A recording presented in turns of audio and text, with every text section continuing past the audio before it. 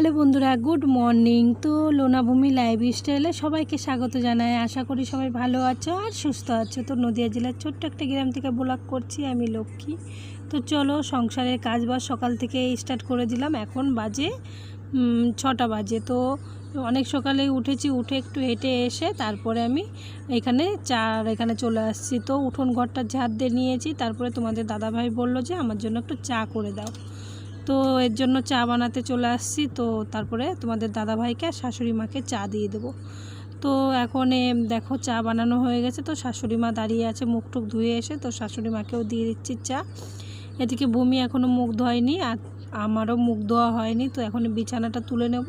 তো সংসারে তো সকালবেলা উঠে অনেক কাজই থাকে। তারপরে শরীরটা বেশি একটা ভালো না, আমি তো কোনো কাজ বাজ ঠিকঠাক করতেই পারছি না, শরীরটা খুবই খারাপ আমার। তারপরে ডাক্তারের কাছে দেখি যাব, একটু ডাক্তারের কাছে যেয়ে রক্ত রিপোর্ট করতে হবে। আর তোমার পেটের মধ্যে এক সাইডে ব্যথা করছে, তার জন্য ওষুধ আনতে যাব। তো এইদিকে আমি বিছানাটা তুলে আবার এইদিকে চলে আসছি রান্নার কাছে। তো তাড়াতাড়ি করে রান্না করে নেব, তারপরে যাব ডাক্তারের কাছে। ডাক্তারের কাছে যেয়ে দেখি রক্ত রিপোর্ট যদি নেয় তো রক্ত রিপোর্ট দিয়ে আসবো, রক্ত পরীক্ষা করতে দিয়ে আসবো। আর তোমার ওষুধ নিয়ে আসবো, পেটে ব্যথা করছে তার জন্য। তারপরে দেখো এদিকে রান্না করে নিচ্ছি আমি, ডাঁটা শাক দিয়ে আলু দিয়ে মাছের একটা ঝোল করছি। আর করে নেব আর একটা অন্য কিছু। তো চলো দেখতে থাকো। তারপরে এদিকে ভাবছি রান্না করে ডাক্তারের কাছে যাব। তো দেখো কি বৃষ্টি হচ্ছে, তারপরে আর আমি ডাক্তারের কাছে যেতে পারিনি। তো বৃষ্টি হচ্ছিলো, প্রচণ্ড বৃষ্টি হচ্ছিলো, ঝড় বৃষ্টি আমাদের এখানে প্রচণ্ড হচ্ছে। তো সেই বৃষ্টিতে বেঁধে গেছি আর ডাক্তারের কাছে যেতে পারিনি। তারপরে কি করব, ঘরের ভিতরে দেখো কি এলোমেলো হয়ে আছে সব কিছু, আর এক ঘরের মধ্যেই তো সব কিছু।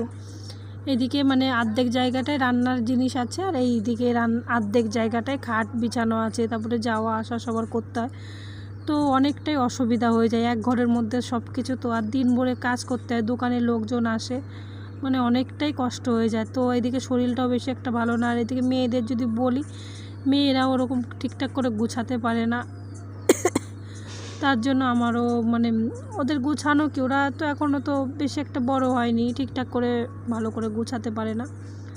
তা যেটুকু পারে করে। তারপরে দেখো এঁঠো বাসনপত্রও রয়ে গেছে। তো এখন এই সন্ধ্যাও লেগে গেছে। তো ভাবছি যে ডাক্তারের কাছে যাব। তো ডাক্তারের কাছে আর যেতে পারিনি। তারপরে দেখো এদিকে গুছাতে গুছাতে ওর জেঠিমা আবার রান্না করেছে মাংস, তো ওদেরকে দিয়ে গেল আবার। তারপরে এদিকে আমি সন্ধ্যা লেগে গেছে। তো এখন আমি এইগুলো গুছাচ্ছি। তো গুছাতে গুছাতে অনেকটা টাইম লেগে গেছে। একটা সংসারের যে জিনিসপত্র তো আর কম থাকে না, অনেক জিনিসপত্র থাকে। তারপরে কৌটো বাটি ধোয়া, লেপা পোছা, মাটির ঘর দুয়ার থাকলে পরে গুছাই সব কাজ করতে গেলে পরে না দেখবে অনেকটা টাইম লেগে যায়, অনেকটা টাইম। তো আর আমার তো নিচু ঘর, সবসময় লোকজন তো ঘরের ভিতরে থাকেই, আসার তালেই থাকে। এইদিকে ছেলে পেলে সবাই আসে এসে থাকে। তো তো দেখো কীরকম নোংরা হয়ে যায় ঘরমর। আর এইদিকে কাপ প্লেটগুলো রেগুলার তো আর পরিষ্কার করা হয় না, এদিকেই থাকে। ধরো ধুয়ে এনে এলোমেলো করেই রেখে দেওয়া হয়, কেউ আর তো গুছাতে পারে না ঠিকঠাক করে, তো আমাকেই গুছাতে হয়। তো এখন ভাবছি তাহলে বসে বসে থেকে কি করব, বৃষ্টি হলো তো ভাবছি এখন তাহলে গুছিয়েই নেই। আর এলোমেলো থাকলে পরে না বাড়ি ঘর দুয়ার মনে হবে কি শরীর খারাপ আরও বেশি হয়ে যায় এলোমেলো থাকলে পরে। তো এদিকে আমি কাপগুলোকেও গুছিয়ে নিচ্ছি। আর মিট কেসের উপরে তো যদি থাক করে তাক বানানো থাকে তো সেখানে রাখা যায়, আর জায়গা অল্প তো এর মধ্যেই সব কিছু সুন্দর করে গুছিয়ে রাখতে হয়। তো অসুবিধা হয়ে যায়, খুব অসুবিধা হয়ে যায়, কি করব, কিছু করার নেই। ভগবান যে কবে যে একটু আমার দিকে তাকাবে জানি না। তো দেখো গুছিয়ে নিলাম, গুছিয়ে নিলে পরে কিন্তু অল্প জায়গাটাকেও অনেকটা জায়গা মনে হয়। এদিকে এই যে আমি হলুদের কৌটা, তবু বড় এইগুলো হচ্ছে কি বড় বড় ডিব্বা, সব কিছু বেশি বেশি করে এনে এনে দোকানের থেকে রেখে দেই। কারণ কি দোকানের বড় বড় ডিব্বা তো ওর মধ্যে রেখে দেই। আর ওই ছোটো একটা লাল আছে ওর মধ্যে নিয়ে রান্না করি। তো এর জন্য বড় ডিব্বাগুলো আমার বেশি একটা লাগে না। এই যে মুছে মুছে রেখে দিচ্ছি, সব মুছে ধুয়ে রেখে দেই আমি এখানে পরিষ্কার করে। আর তাকের উপরে ঘরে তো বেশি রান্না বান্না করি না, যখন নাকি বৃষ্টি হয় বা যখন নাকি হয় তখনই ঘরে রান্না করতে হয়। বেশিরভাগ টাইমই তো আমি উনুনেই রান্না করি। আর এইদিকে দেখো ডিব্বাগুলো একটু ধুলো ধুলো পড়েছে, তার জন্য মুছে মুছে রেখে দিচ্ছি। তো সব কিছু গুছিয়ে গুছিয়ে রাখলে পরে অল্প জায়গার মধ্যে হয়ে যায়। আর সব যদি এলোমেলো করে রাখা হয় না, তো অনেকটা জায়গা লেগে যায়। তারপরে এইদিকে আমি ওইদিকে তো গ্যাসের এইদিকে আমি পরিষ্কার করেই রেখেছিলাম। তারপরে এইদিকে একটু নোংরাটা পরিষ্কার করলাম, তো গ্যাসের এইখানেও নোংরা হয়ে গেছে। তো গ্যাসের এইখানটাও আমি পরিষ্কার করে নিচ্ছি। আর সব কিছু দেখবে পরিষ্কার করে রাখলে পরে না সব মানে দেখতেও সুন্দর লাগে, ঘরটাকেও সুন্দর দেখতে লাগে। তো আমি গুছিয়ে নিচ্ছি। আর এই লাল বাটিটার মধ্যেই সব কিছু আমি ভরে ভরে রেখে দেই। তো এইটাই করেই রান্না করি।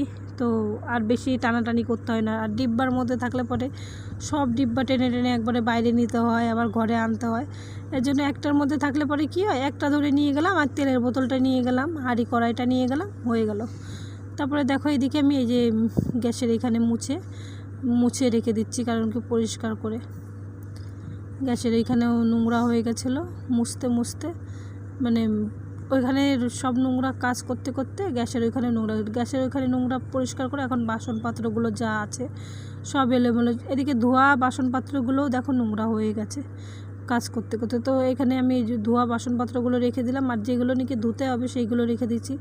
তার মাঝে আবার তোমাদের দাদাভাই বাজারে গেছিলো, তো বাজার থেকে আবার সবজি নিয়ে আসছে। দেখো কচুরলতি নিয়ে আসছে, আর শশা নিয়ে এসছে, লেবু নিয়ে আসছে। তো আমি বলেছি বেশি সবজি আনতে হবে না, আমাদের পিছনে আবার হয় তো 2-1টা শাক পাতা এগুলো হয়, তারপরে তোমার সবজি হয়, এর জন্য আর বেশি একটা সবজি লাগে না। ডাল, সয়াবিন, ডিম এগুলো তো ঘরেই থাকে, মাংস মাছটা রেখে দিলে পরেই। আর বাড়ির উপরে শাক সবজি তো নিয়ে আসে ওই দাদাটা, তো ওনার কাছ থেকেও রেখে দেই। তো ওনার কাছ থেকে রেখে রান্না করি। তো ডাঁটা শাক এগুলো সবই পিছনে আছে, 2-1টা করে নিয়ে আসলে পরে আমাদের হয়ে যায়। তারপরে দেখো সব কাজ করতে করতে এদিকে ঘরটাও আমার গোছানো হয়ে গেছে।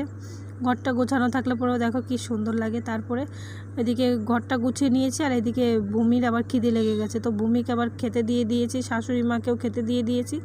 দেওয়ার পরে তো বাসনপত্রগুলো ছিল যে কলের এখানে, তো বাসনপত্রগুলোকে ধোয়ার জন্য চলে আসছি।